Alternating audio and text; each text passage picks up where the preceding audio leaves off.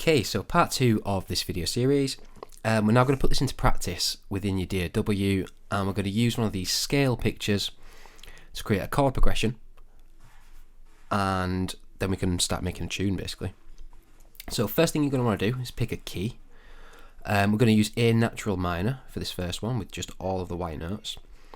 And what I would advise for you to do is repeat this short exercise in each key basically. You know, you might do 2 or 3 a week, and then you'll start to commit these keys to memory, and you'll start to also train your ears to hear what a piece that is properly in a key should sound like.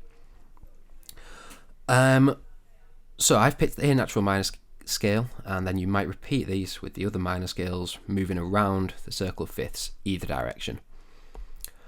So I'm going to point you to a website as well, and we're going to use this for a couple of things during this video. So this is pianokeyboardguide.com. It's not a website of mine, but it's a great resource. And you can go to this chords tab, chords by key. There's some various bump that you might want to read up here, different ways of approaching this, but if we scroll down a little bit, you get this chords by key section. So we're going to look at the chords by key, minor keys, and open up chords in the key of A minor. And we get this lovely image that shows us every chord within that key.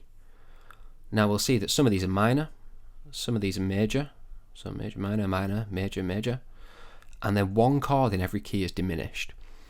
Now this is one of the reasons we're going to use this. Basically avoid this diminished chord.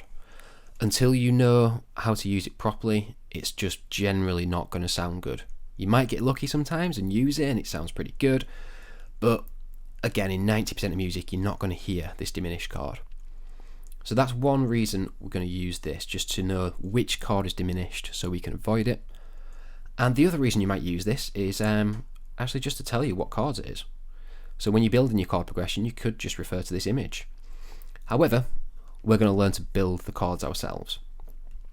So basically, a chord is a collection of 3 notes. And if I play the A minor chord,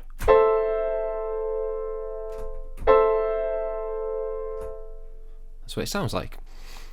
So like I said, chords are built up of 3 notes, and this is going to be numbers 1, 3 and 5.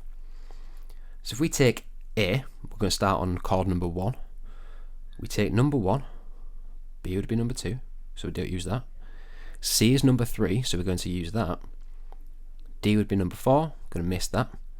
Then E would be number 5. So to build up our A minor chord, we're going to use the notes of A, C and E, or 1, 3 and 5. Let's refer back to that other website, Piano Keyboard Guide, and we can see that the A minor chord is the notes of A, C and E. Looking down through these other chords, it's built in the same pattern. You use number 1, miss number 2, use number 3, miss number 4, and use number 5. So it's kind of take 1, skip 1, take 1, skip 1, take 1. And that's the pattern for every single chord within that key. So you can use your scale, take 1, 3, 5, and that's your chord. So let's go ahead and pop that into the DAW. So I'm going to sequence this in. I'm going to use the notes of A. Just extend that out so it's a full bar long. C and E.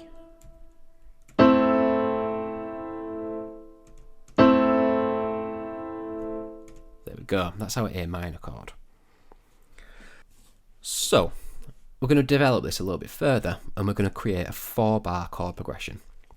So let's explain a little bit about chord progression. This might be self-explanatory to some of you might not know this. But chord progression is just a repeating pattern that's going to stick for most of the track. And generally, you'll find these in groups of 4 bars. So let's extend that to 4 bars long. Or it might be 8 bars long.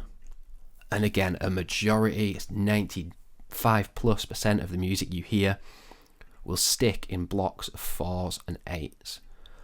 And most DAWs as well, when you zoom out a little bit, they will group things in 4 bars.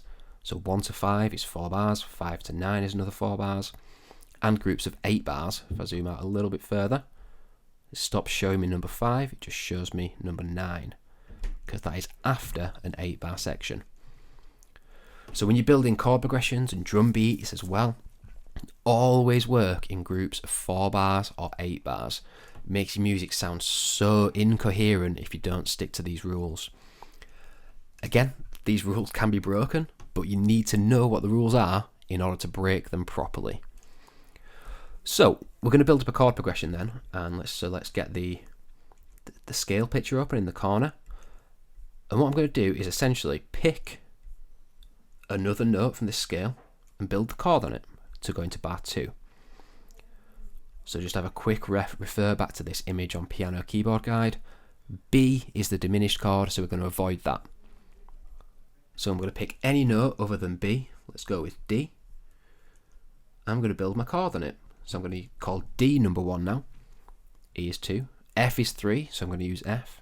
G is 4, and A is 5. So the notes I need to use for that D chord are D, F, and A. So let's sequence that into the DAW. D, F, and A. Now, there's several ways of finding out whether this is major or minor. One is by looking at the D minor scale, and you'd see that the F is in there. If you compare that to the D major scale, you'd get D, F sharp, and A. So we know that this is a D minor chord. Or we can also refer back to Piano Keyboard Guide, and we'll see that it is a D minor chord. Oops, so let's pick another note. Let's go with C. Take C, miss D. Take E, miss F, take G. So let's sequence that in. C, miss D, E, miss F, G. And let's pick another one for the last chord. Let's go with F. Find F. Skip G, sorry, take A. Skip B and use C. So now we've got a chord progression in here. Let's have a listen.